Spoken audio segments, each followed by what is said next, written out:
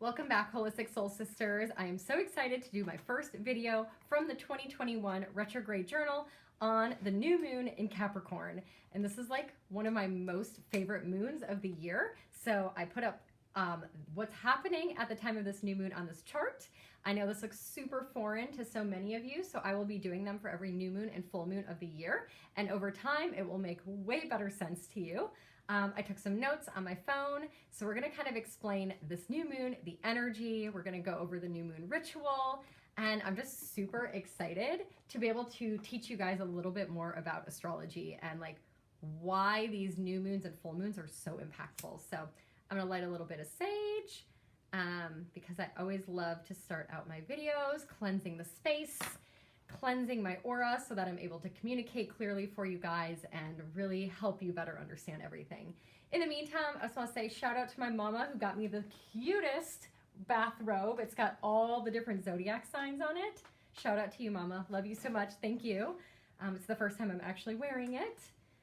So let's begin. If you have your 2021 Retrograde Journal handy, open it up to the first new moon of the year, happening on January 13th at midnight on the dot. Now, if you guys haven't realized, all the new moons and the full moons have the exact time that they occur on here. They are all in Eastern Standard Time, so I apologize for anyone that is not on the East Coast of the United States. Just adjust it for your own time zone.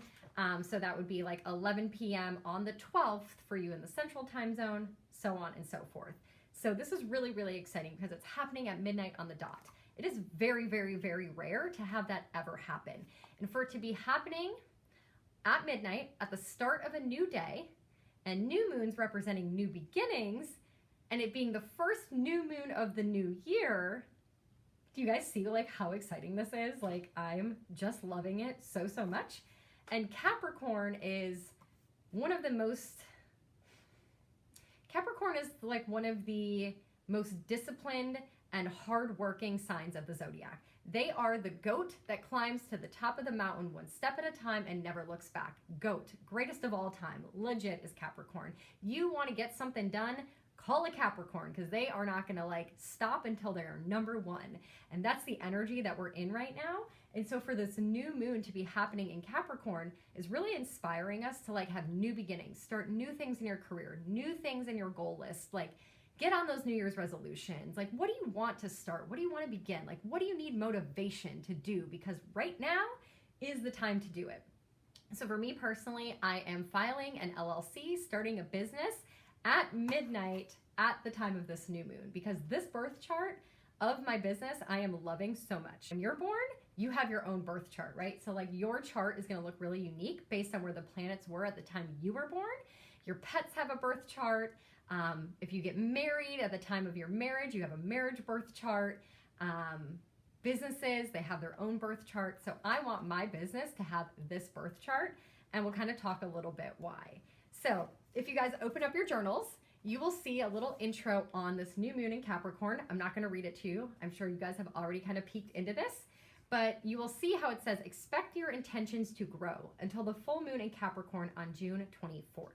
So this is a new moon in Capricorn. New moons represent new beginnings. It's when the moon is at its darkest and all it can do is gain more light from here. So at midnight, it will be at the darkest point, the lowest point, the bottom that it can be, and it will only grow from there.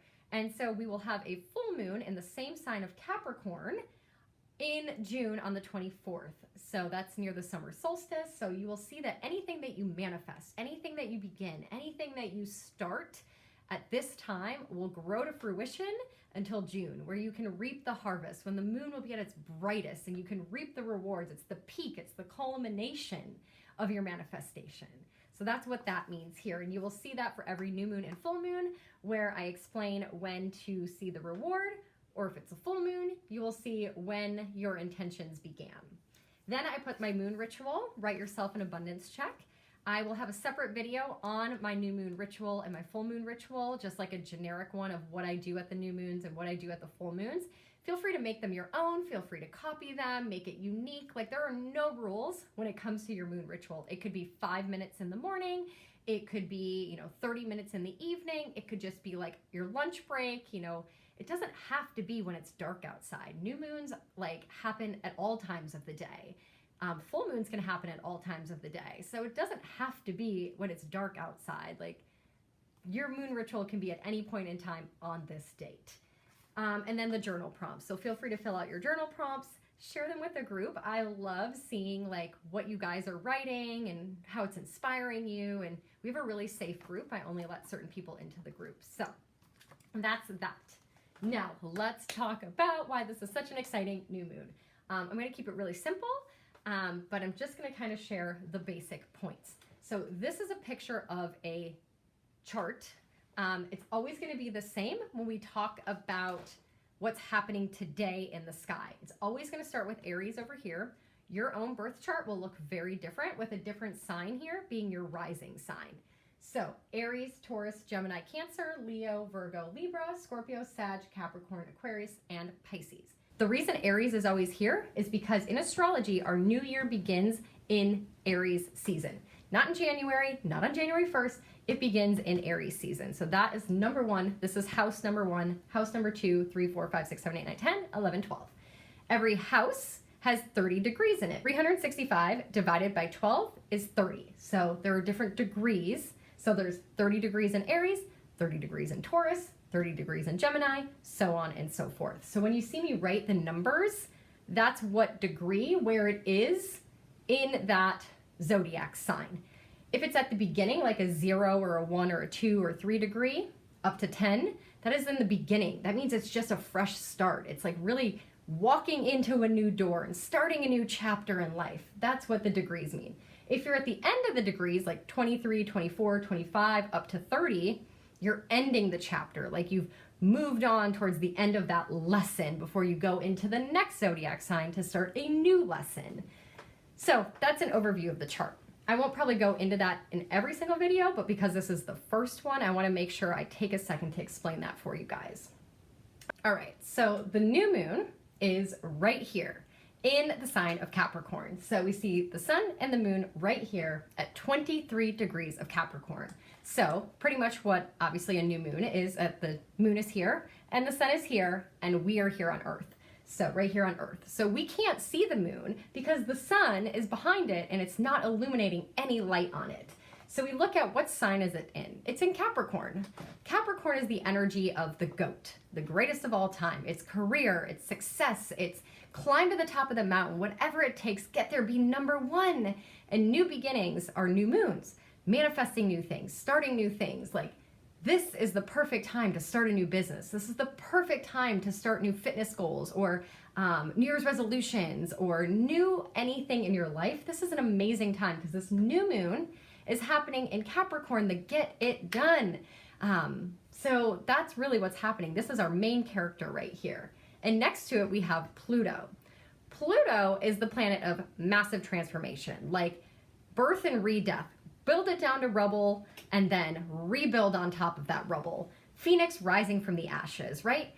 So the fact that he's hanging out right next to the sun and the moon with the new beginnings in the sign of Capricorn, the get it done, do whatever it takes to become number one, Pluto's saying, I'm here to assist you. I'm here to make sure that the rubble gets rebuilt like a phoenix rising from the ashes. All that destruction in your life, you were on a fitness journey and over the holidays, you ate all this crazy stuff and you just feel like you're at the bottom of the bottom. Don't worry, new beginnings, new manifestations. Pluto's here to help you rise from the ashes.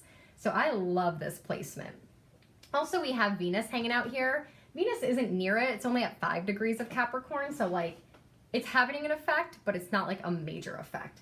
But Venus is like the co-president. It's here to kind of say, you know what?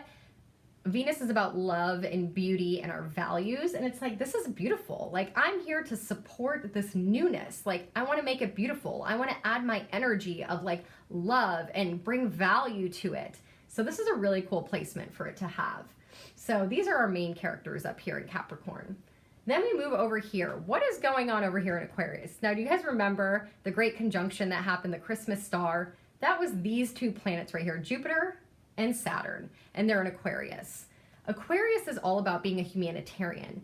It's all about that future wanting the world to be better, like do things for the greater good of everyone, inventions, technology. Aquarius doesn't care about being like a hippie and being outside of the societal norms. It's like, I'm going to do it this way, and I don't care if you call me weird or hippie or woo-woo. This is how I want to do it, and I'm not afraid to be weird. So when we look at what planets are hanging out here, we have Jupiter, which is luck, abundance, like expansion, and Saturn, Lord of Karma. Jupiter and Saturn are saying, if you want to create something new, if you want to start a new business, you want to do anything new with the new moon, you got to do it to help humanity. You got to do it. The karmic planet is over here saying, hey, we're here to make humanity better. We're here to have innovations and technology and new things that are going to make it better for the whole world and not just ourselves.